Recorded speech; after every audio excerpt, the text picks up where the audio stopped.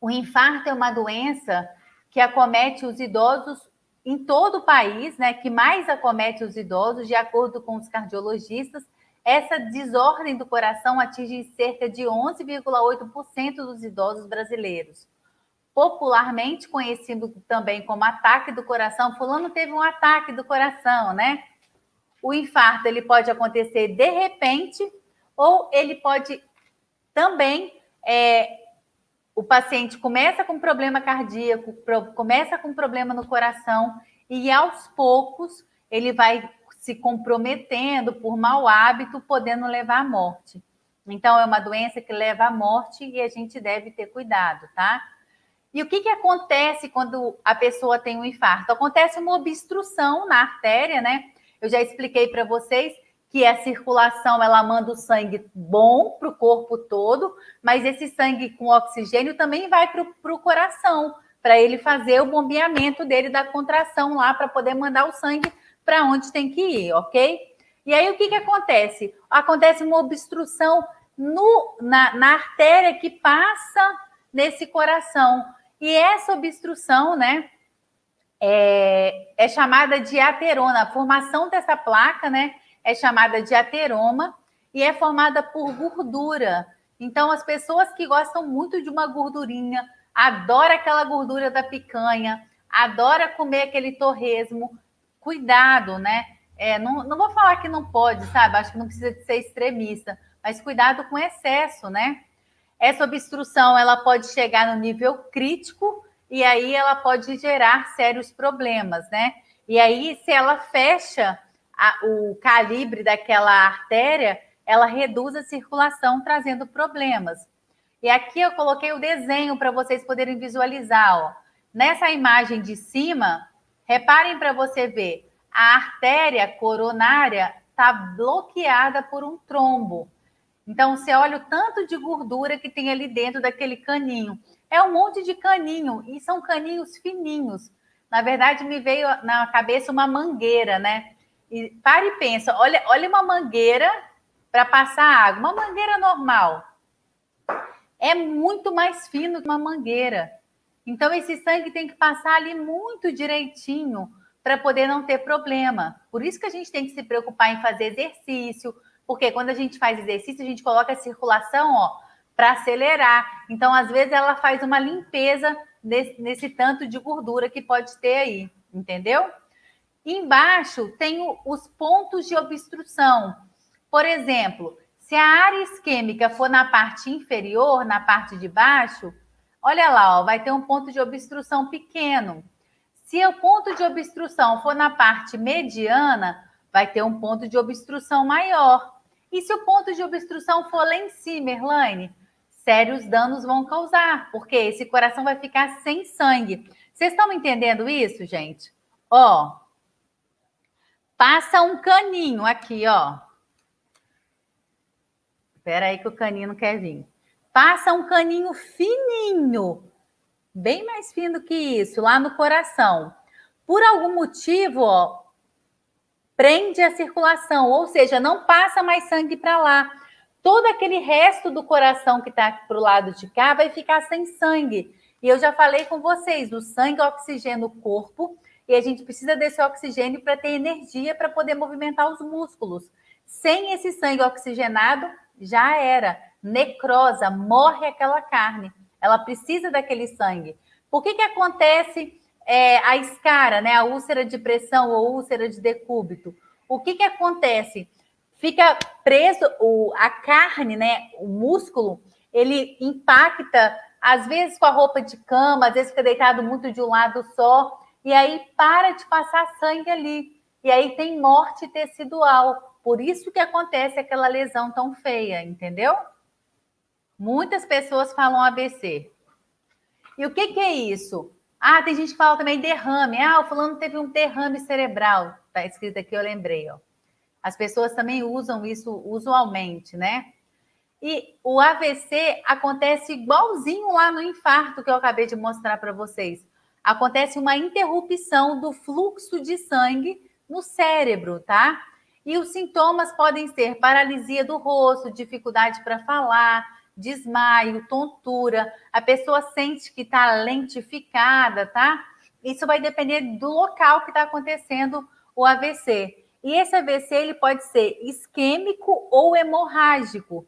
O que significa isquêmico? O isquêmico, um trombinho. O que é o trombo? Um coágulo de sangue, como se fosse uma bolinha. Passou naquele fiozinho que eu mostrei para vocês, só que esse fiozinho agora está onde? Lá na nossa cabeça.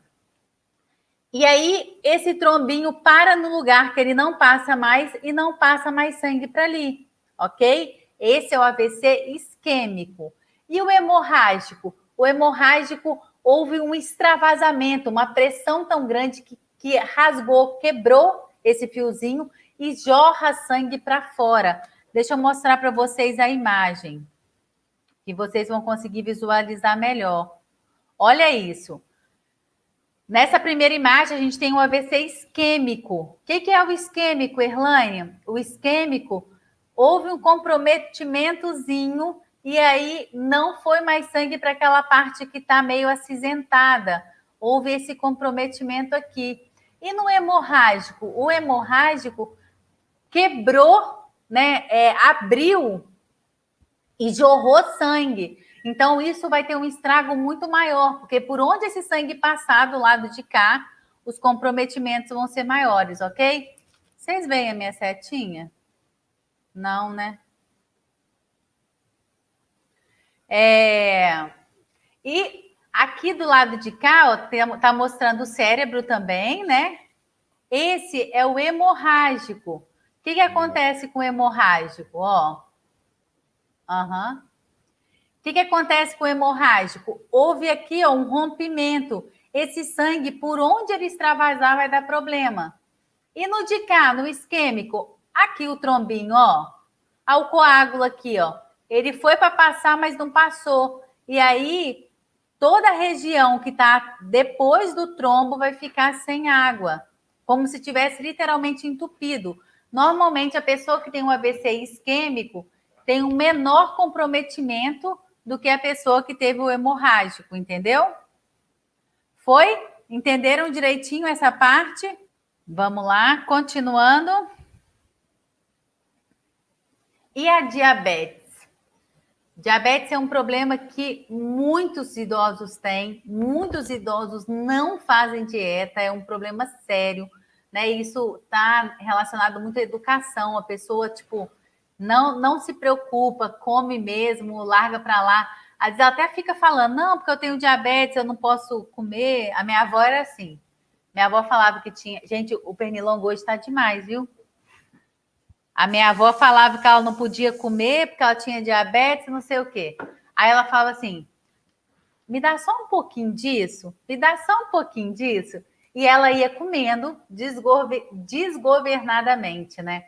Então, é um problema que a gente tem que tentar direcionar, né? Claro que você não vai impedir a pessoa de comer, até porque ela vai começar a ficar brava com você, mas você deve cuidar e direcionar essa pessoa para uma melhor alimentação. Você, como cuidador, se você fizer a alimentação, tentar colocar só um carboidrato, porque as pessoas acham que só o açúcar, né, só o doce é que faz mal, mas não é. O excesso de carboidrato, o excesso de arroz misturado com macarrão, misturado com farinha, isso também vira açúcar e isso também faz mal. Então, no dia a dia, você pode se preocupar em tentar estimular uma alimentação melhor. Sabe quem está lá no Instagram, gente? Dr. Emerson, neurologista. O pessoal que está aí no Instagram, ó, pode seguir ele. Dá muita dica bacana de neurologia, tá? Um abraço, Emerson. Emerson é nosso parceiro de live.